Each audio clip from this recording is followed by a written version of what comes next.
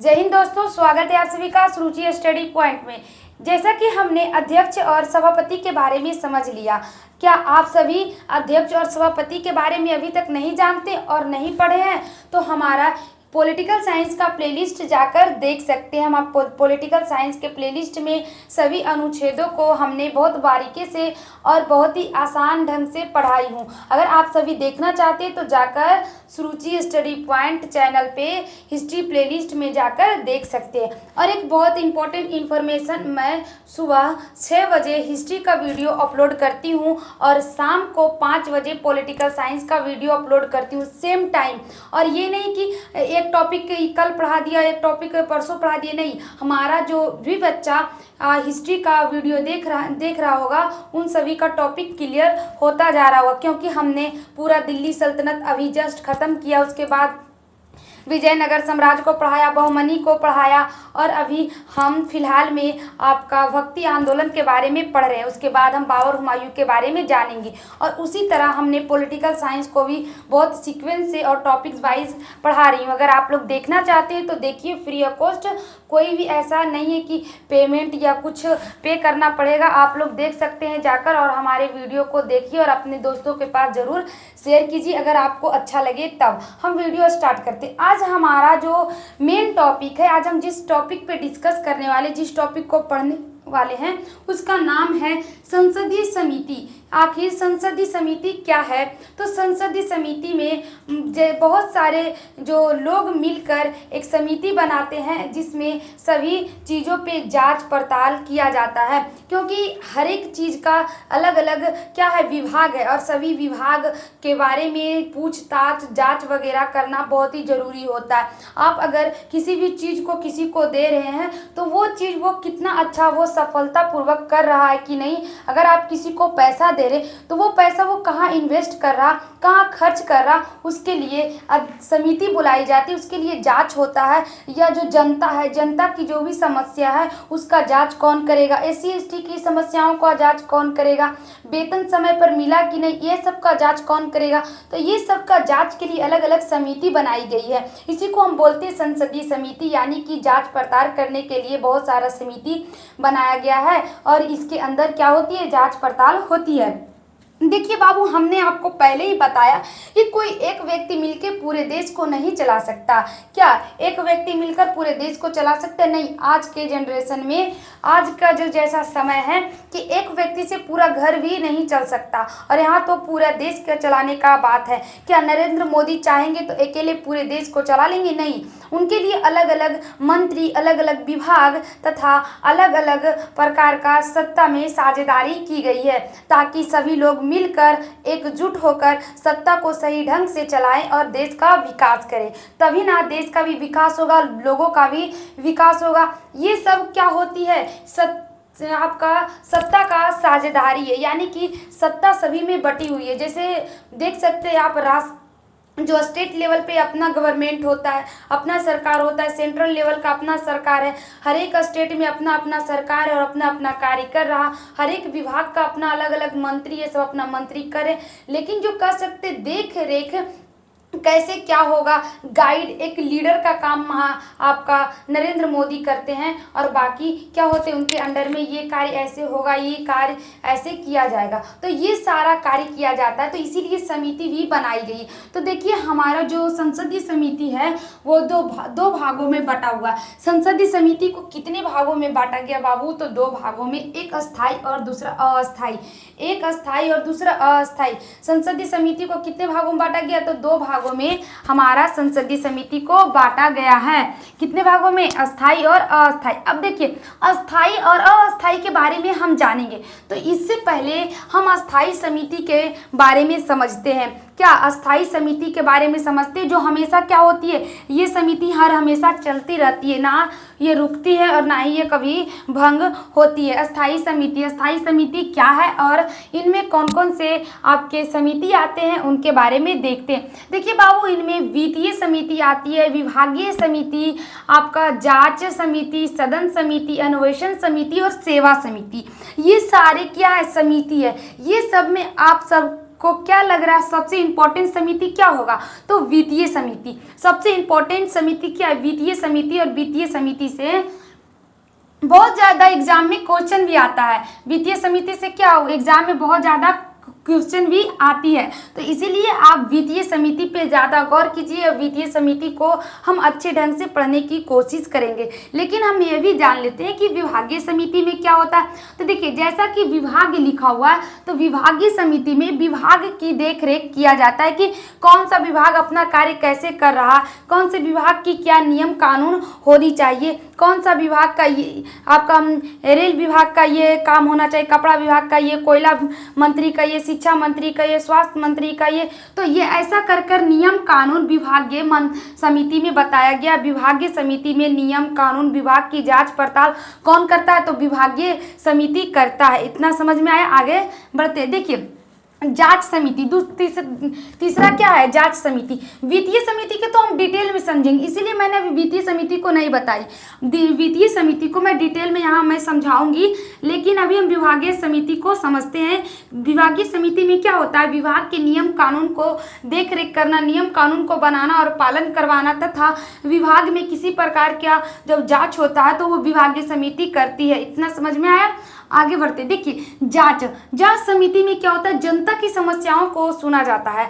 जांच समिति में जनता की समस्याओं को सुना जाता है, यानी कि अगर कोई भी जनता को किसी प्रकार की शिकायत है तो वो जांच समिति देखेगी। क्या जनता को, जैसे कोई ऐसा कानून आ जाता है, कोई ऐसा एक्ट आ जाता है जिससे जनता को तकलीफ हो, तो उसको तो देखना काम बनता है। यूजीसी एक्ट आया तो इससे क्या हो रहा है? ये सब जो अगर एक्ट आता है, कोई भी ऐसा विधेयक आ जाता है, कोई भी ऐसा संशोधन कर दिया जाता है, या किसी भी प्रकार का जनता के कोई भी समस्या आती है, तो उसको कौन देखरेख करेगा?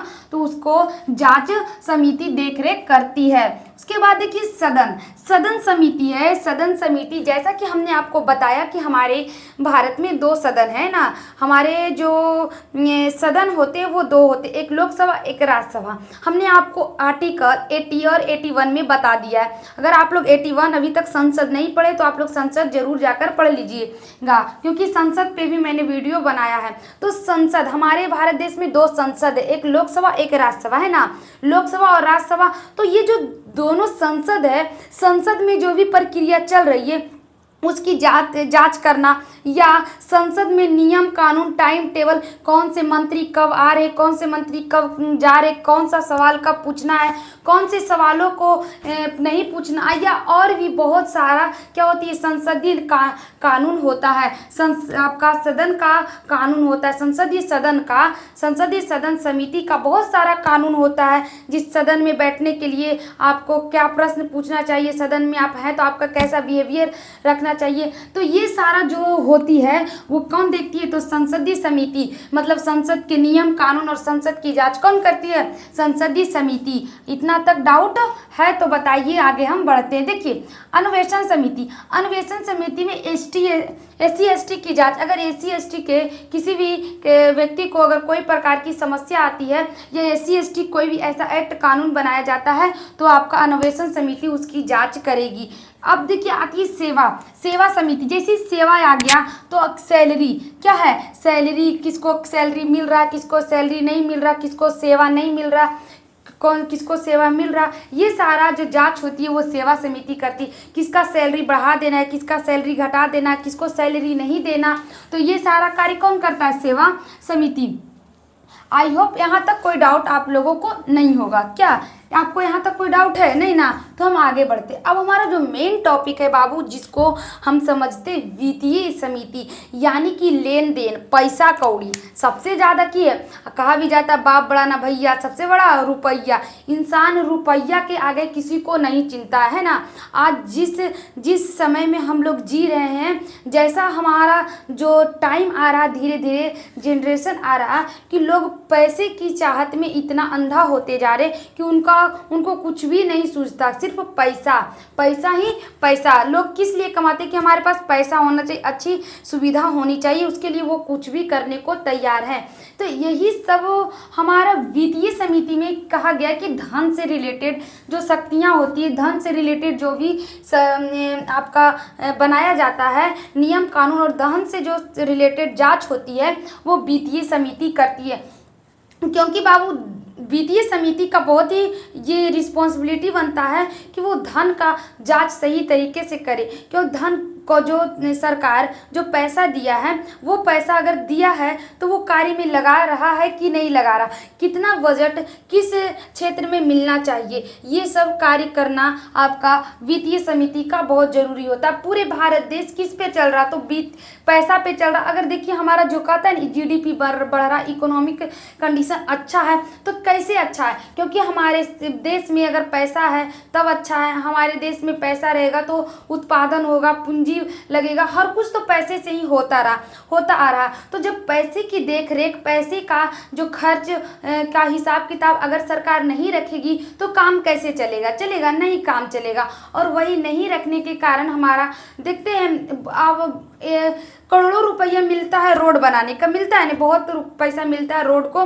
बनाने का। लेकिन आज आप बहुत सारे ऐसे गांव में जाकर देखिएगा जहां अभी तक अच्छी रोड नहीं है, अच्छा रोड बना हुआ नहीं है। तो ये सब क्या है, ये सब कि पैसा मिला, फंड मिला, लेकिन जो जिसको फंड मिलता है, विधायक हो गया, मुखिया हो गया, एमएलए हो गया, वो लोग क्या करते हैं, तो रोड पे ज़्यादा पैसा खर्च नहीं करते, थोड़ा मोड़ा किए और जैसे तैसे रोड बनवा दिए। तो ये सब का जांच करना बहुत ज़रूरी होता है। लेकिन दुर्भाग्य बात है कि ये सब पर अगर एकदम स्ट्रिक्ट जांच होना चाहिए कि इतना पैसा हमने शिक्षा मंत्रालय को दिया, शिक्षा विभाग को दिया, तो वो उतना पैसा को सही ढंग से लगाया कि नहीं। हम इतना पैसा कंस्ट्रक्शन एरिया में दिए, इतना पैसा रोड बनाने में दिया, आपका ये नली बनाने में दिया या और भी कार्य करने में दिया, तो वो लगाया कि नहीं।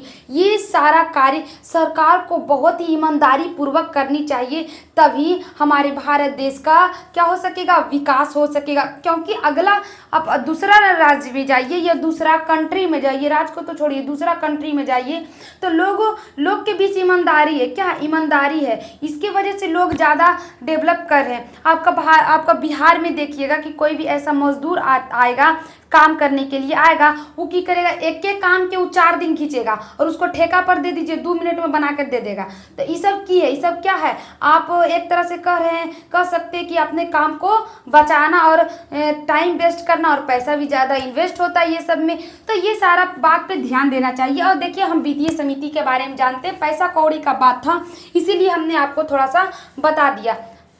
देखिए वित्तीय समिति में कहा गया कि वित्तीय समिति को 3 भागों में बांटा गया। हमारा वित्तीय समिति जो पैसा का जांच करता है कि पैसा कहाँ गया, पैसा कहाँ से कहाँ, पैसा हमको कितना खर्च करना है, कितना हमको पैसा किस क्षेत्र में देना है, तो ये सारा काम कौन करता है, वित्तीय समिति। तो वित्तीय समिति को 3 भागों में बांटा गया। वित्तीय समिति को कितने भागों में बांटा गया बाबू, तो 3 भागों में।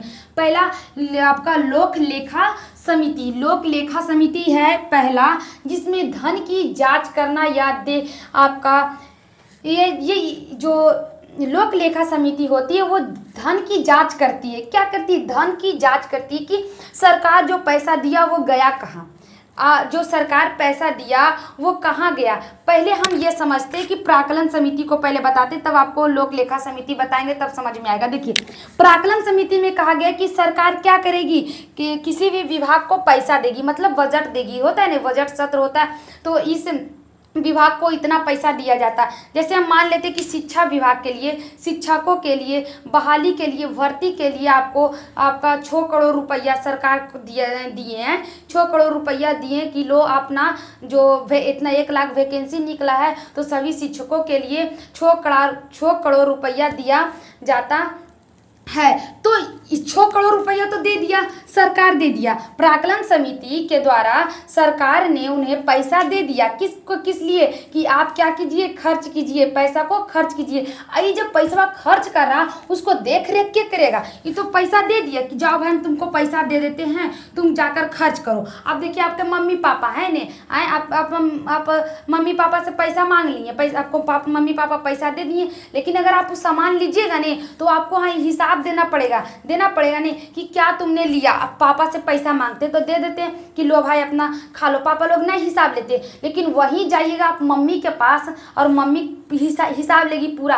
तुमको 50 रुपया दिए तो तुम की किया, तो कहेगा 50 रुपया हम 4 रुपया का डेयरी मिल्क खाएं, 5 रुपया के बिस्कुट खाएं, तो ऐसे आप हिसाब दीजिएगा नहीं। तो वैसा ही समझ लीजिए जो कि प्राक्कलन समिति क्या है, पापा है। प्राक्कलन समिति में पैसा दिया, क्या प्राक्कलन समिति क्या करती है, सरकार पैसा देती है किस क्या करने के लिए, खर्च करने के लिए। और आपका जो लोक लेखा समिति होती है वो कहती है तुम खर्च कहाँ किया भाई, तुमको पैसा दिया गया तो तुम खर्च कहाँ किया गया, हमको दिखाओ। तो फिर वो दिखाएगा कि देखिए आपने हमको पैसा दिया तो हमने 1 लाख टीचर को बहाली किया जिसका वेतन 50-50 हज़ार रुपया दिए, या देखिए हमने रेल विभाग में ये सब काम किए, हमने इतना पेड़ पौधा लगाए, नदी खोले, नाला खोले। तो ऐसे करके वो बताएंगे। तो ऐसे क्या होगा, ऐसे बताएंगे कि हमने यहाँ पैसा को खर्च किया, आपने इस पैसा को इस कार्य लगी दिया तो हम ये पैसा को वही कार्य में लगाएं। तो ये सब कौन करेगा, ये सब लोक लेखा समिति करता है। तो देखिए बाबू, लोक लेखा समिति जो होता है वो धन की जांच करता है कि जो तुमको पैसा मिला है उसका तुम खर्च सही से किए हो कि नहीं किए हो। जिस धन को मंजूरी दी थी उसे सरकार उसी उद्देश्य में खर्च करेगा। ये कौन करता है, आपका लोक लेखा समिति, की जिस उद्देश्य के लिए तुमको पैसा मिला है बाबू वही उद्देश्य के लिए तुम उसको खर्चा करो। तुमको पैसा मिलेगा मेकअप खरीदने के लिए, तुम मेकअप ही खरीदो, नहीं कि तुम जाके कुरकुरे खा जाओ। अगर तुम कुरकुरे खा जाओगे तो तुम पर जांच बैठेगा। मतलब आप समझे कि अगर आपको पैसा दिया गया है शिक्षा विभाग के लिए कि आप शिक्षा विभाग पे खर्चा कीजिए, आप शिक्षा विभाग के लिए पैसा आपको इतना दिया जाता है, आप उस पर खर्च कीजिए, और वो जाके अपने को बंगला बना लेता है, तो पूछेगा नहीं तुम पैसा किया कि हम तुमको पैसा दिए। तो ये देख रेख कौन करता है, लेखा जोखा, देख रहे हैं, आपका लोक लेखा समिति लेख जोख रखेगा। मतलब लेखा जोखा कौन रखता है, आपसे हिसाब किताब कौन मांगेगा, तो लोक लेखा समिति, लोक लेखा समिति। इसमें देखिए सीएजी की करता है, इसका जांच करता है। जब हम सीएजी पढ़ाएंगे तब आपको हम सीएजी बताएंगे, अभी समझिए कि सिर्फ सीएजी इसका क्या करता है, जांच करता है। इसमें 22 सदस्य होते हैं, जानते हैं ये जो लोक लेखा समिति इसमें 22 गो सदस्य होता है। कहाँ कहाँ के, तो 15 गो लोकसभा के होता है, 7 गो राज्यसभा के होते हैं। 15 गो लोकसभा के, 7 गो राज्यसभा के। फिर से बोलिए, वित्तीय समिति में जो पहला लोक लेखा समिति है वो क्या करती है, तो सरकार द्वारा दिया गया धन को किस उद्देश्य के लिए दिया गया, तुम उस उद्देश्य में खर्चा किए हो कि नहीं किए हो, इसके लिए जांच करता है। अगर सरकार तुमको जिसके लिए धन दिया है, जिसके लिए पैसा दिया है, तुम उसी क्षेत्र में उसको खर्च किए हो कि नहीं किए हो, अगर नहीं किए हो तो फिर लोक लेखा समिति के द्वारा जांच किया जाता है, जिसमें 15 सदस्य लोकसभा के होते हैं और 7 सदस्य राज्यसभा के होते हैं। कोई दिक्कत, 7 सदस्य कहाँ होते हैं, राज्यसभा के, 15 सदस्य लोकसभा के। इसके जो अध्यक्ष होते हैं वो कौन नियुक्त करते हैं, तो लोकसभा के अध्यक्ष द्वारा इसका अध्यक्ष की नियुक्ति किया जाता है। तो लोक लेखा समिति के अध्यक्ष की नियुक्ति कौन करता है, तो लोक लेखा समिति के अध्यक्ष की नियुक्ति लोकसभा के अध्यक्ष के द्वारा किया जाता है। कोई दिक्कत लोक लेखा समिति में, तब हम आगे बढ़ते। अगर कोई दिक्कत नहीं है तो हम आगे बढ़ते। देखिए प्राक्कलन समिति, उसके बाद क्या है, प्राक्कलन समिति। हमने आपको थोड़ा प्राक्कलन समिति बता दिया, लेकिन फिर से समझिए, क्योंकि मैं जानती हूँ कि मैं जो यहाँ पे लिखी हूँ आप लोग को नहीं सूझ रहा होगा, यानी कि नहीं दिख रहा होगा, नहीं ना बाबू, नहीं दिख रहा होगा, इसीलिए हम 2-3 बार बोल देते हैं। नहीं दिख रहा होगा तो क्या, दिख नहीं रहा, सुनाई तो पड़ रहा, सुन के लिख लीजिए या सुनकर याद कर लीजिए, क्या समझ गए ना। इसीलिए हम आपको 2-3 बार ये सब बोलते ताकि आपको दिक्कत ना हो। देखिए प्राक्कलन समिति में कहा गया सरकार आगे कितना पैसा खर्च करने वाली है और खर्च को बेहतर कैसे किया जाए, यानी कि हम आसान भाषा में समझ सकते हैं कि प्राक्कलन समिति का कार्य क्या है, कितना पैसा किस क्षेत्र को दिया जाए और हम आगे कितना पैसा को कितने क्षेत्र के लिए देंगे जो अच्छा होगा। तो ये सारा कार्य आपका प्राक्कलन समिति सोचते रहता है। वो सोचते रहता है कि हम कितना पैसा किस क्षेत्र को दे ताकि उस क्षेत्र का विकास हो ना। और ये जाता है तो सब खा जाता है बेचारा, की करेगा प्राक्कलन समिति। प्राक्कलन समिति क्या देता है, तो खर्च के लिए पैसा देता है। कि देता है बाबू, फिर से बोलिए, प्राक्कलन समिति सरकार पैसा के लिए, खर्च के लिए पैसा देता है, किसके लिए, खर्च के लिए पैसा देता है। और ये जब खर्च करते हैं, जो जिसको पैसा देता है, जिस क्षेत्र में प्राक्कलन समिति पैसे देते हैं और उस क्षेत्र में क्या करते हैं, वो जो खर्च करते हैं, तो इस खर्च किया गया धन का देख रेख लेखा जोखा कौन रखते हैं, तो लोक लेखा समिति। अगर आपने वो वहाँ पे खर्च नहीं किया है तो आप पे जांच होगी। उसके बाद देखिए लोक उपकरण समिति। लोक उपकरण समिति क्या है, मतलब सरकारी कंपनियां लोक उपकरण समिति में आती है। सरकारी कंपनियां, क्या सरकारी कंपनियां, सरकार की जो कंपनियां होती है और सार्वजनिक उपकरण। आप आसान भाषा में ये समझिए कि अपना काम कर रही तरीके से नहीं। देखिए इसमें कहा गया कि जो सरकारी कंपनियां हैं और जो सार्वजनिक उपकरण हैं, जो भी सरकारी कंपनियां सार्वजनिक कंपनियां हैं, वो अपना कार्य सही से कर रही है कि नहीं, वो प्रोडक्शन जो भी उसको सामान दिया गया है उसको सही से बना रही है कि नहीं, उसको सही से क्या कर रही है, आपका बना रही है या नहीं, अपना काम सही से कर रहा है या नहीं कर रहा है, इसकी जांच कौन करता है, तो लोक उपक्रम समिति। लोक उपक्रम समिति क्या करता है, तो सरकारी कंपनियां या सार्वजनिक कंपनियां का जांच करता है कि वो कंपनी अच्छा से अपना वर्क कर रहा है कि नहीं। आप 10 गो सरकारी कंपनी का नाम कमेंट बॉक्स में बताइएगा, मैं चेक करूंगी। 10 गो नाम आप सरकारी कंपनी के बारे में बताएगा कि 10 गो कौन कौन से सरकारी कंपनी है और सार्वजनिक कंपनी है, जिसका जो लेकर आपका जांच कौन करती है, लोक आपका उपक्रम समिति करती है। आपको समझ में आया होगा, अगर आ गया होगा तो अच्छी बात है, अगर नहीं आया तो आइए एक उदाहरण से हम आपको फिर से समझाने की कोशिश करती हूँ। क्योंकि देखिए बाबू, आकर पढ़ा कर चला जाना ये काम नहीं होता है, समझ गए। मैं पढ़ाती नहीं हूँ, मैं ये कोशिश करती हूँ कि मैं जो भी बता रही हूँ आपको समझ में आ जाए। यानी कि हम मेरा काम पढ़ाना नहीं, मेरा काम क्या है, समझाना। मैं आज तक ये नहीं कहती हूँ कि मैं किसी को पढ़ाती हूँ, मैं पढ़ाती नहीं हूँ, मैं क्या करती हूँ, समझाती हूँ। अगर आप लोगों को समझ में आया तब हमारा क्या है, जो भी हम मेहनत करें वो अच्छा है, सफल हो रहा। और हम आए पढ़ा के चले गए तो आपको समझ में नहीं आया तो क्या फ़ायदा इतनी मेहनत करने का। तो आइए हम एग्जाम्पल से समझते फिर से। देखिए मान लीजिए सरकार के पास 100 गो रुपया है। क्या रुपया है, 100 रुपया, एकदम ठेठ में समझिए। कई गो, 100 रुपया है सरकार के पास। कितना रुपया, 100। आप ये भी मान लीजिए कि आपके जो दादाजी के पास 100 रुपया है ना। अब देखिए जो प्राक्कलन समिति है वो की करेंगे, ये 100 रुपया को खर्च करने देंगे। यानी कि प्राक्कलन समिति क्या करेंगे, 100 रुपया को खर्च करने देंगे कि तुम लो ये 100 रुपया जाकर शैक्षणिक क्रियाकलाप में या शिक्षा विभाग में तुम 100 रुपया खर्च कर दो। किसको देंगे, आपको प्राक्कलन समिति के द्वारा दिया जाएगा। किसको दिया जाएगा, तो कोई विभाग को दिया जाएगा, कोई मंत्री को दिया जाएगा कि इसके लिए इतना पैसा दिया जाता है, 10 लाख वैकेंसी के लिए हम इतना पैसा देते हैं। तो ये कौन दिया, आपका प्राक्कलन समिति। कितना दिए, 100 रुपया। अब देखिए लोक लेखा समिति की करेगी, जब ये पैसा दे दिया तो लोक लेखा समिति की करेगी कि पूछेगी क्या तुमने वास्तव में ये पैसा को वहाँ खर्चा किया है ने। जैसे देखिए आप ये तो पैसा दे दिया तो लोक लेखा समिति आएगा ने, तो लेखा जोखा करेगा कि तुमने सही में जो पैसा